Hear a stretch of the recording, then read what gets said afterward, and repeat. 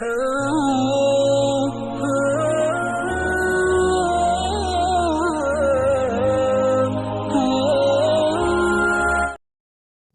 اللہ الرحمن الرحیم۔ دیکھتی آنکھوں سنتے کانوں آپ سب کو محمد شہباز کا محبتوں بھرا سلام۔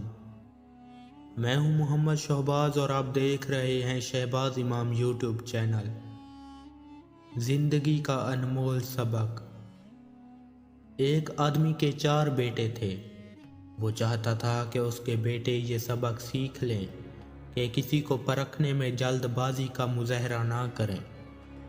لہٰذا اس بات کو سمجھانے کے لیے اس آدمی نے اپنے بیٹوں کو ایک سفر پر روانہ کرنے کا فیصلہ کیا اور دور دراز علاقے میں ناشپاتی کا ایک درخت دیکھنے کے لیے بھیجا۔ ایک وقت میں ایک بیٹے کو سفر پر بھیجا کہ جاؤ اس درخت کو دیکھ کر آ جاؤ۔ باری باری سب کا سفر شروع ہوا۔ پہلا بیٹا سردی کے موسم میں گیا، دوسرا بہار میں، تیسرا گرمی کے موسم میں اور سب سے چھوٹا بیٹا خزاں کے موسم میں گیا۔ جب سب بیٹے اپنا اپنا سفر کر کے واپس لوٹ آئے تو اس بزرگ آدمی نے اپنے 4 بیٹوں کو ایک ساتھ طلب کیا اور سب سے ان کے سفر کے بارے میں الگ الگ تفصیل سے پوچھا۔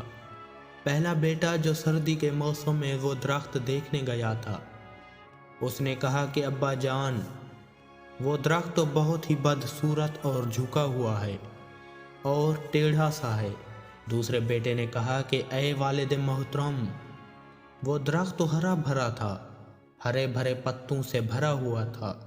تیسرے بیٹے نے 2 بڑے بھائیوں سے اختلاف کیا کہ درخت تو پھولوں سے بھرا ہوا تھا اور یہ کہ اس سے حسین منظر میں نے پہلے کبھی نہیں دیکھا تھا۔ سب سے چھوٹے بیٹے نے اپنے بڑے بھائیوں سے اتفاق کیا کہ وہ ناشپاتی کا درخت تو پھل سے لدا ہوا تھا اور اس پھل کے بوجھ سے درخت زمین پر لگا زندگی سے بھرپور نظر آ رہا تھا۔ یہ سب سننے کے بعد اس آدمی نے مسکرا کر اپنے 4 بیٹوں کی طرف دیکھا اور ان سے کہا، تم 4 میں سے کوئی بھی غلط نہیں کہہ رہا، سب اپنی اپنی جگہ درست ہیں۔ بیٹے باپ کا جواب سن کر بہت حیران ہوئے۔ آخر ایسا کس طرح ممکن ہے؟ باپ نے اپنی بات جاری رکھتے ہوئے کہا، اے میرے بیٹو، تم کسی بھی درخت یا آدمی کو ایک موسم یا ایک حالت میں دیکھ کر کوئی حتمی فیصلہ نہیں کر سکتے۔ اسی صفت کو جاننے کے لیے تھوڑا وقت ضروری ہوتا ہے۔ انسان کبھی کبھی کس کیفیت میں ہوتا ہے اور کبھی کس کیفیت میں۔ اگر درخت کو تم نے جاڑے کے موسم میں بے رونق دیکھا تو اس کا یہ مطلب نہیں کہ اس پر کبھی پھل نہ آئے گا۔ اسی طرح اگر تم کسی آدمی کو غصے کی حالت میں دیکھ رہے ہو تو اس کا مطلب یہ نہیں کہ وہ آدمی برا ہی ہوگا۔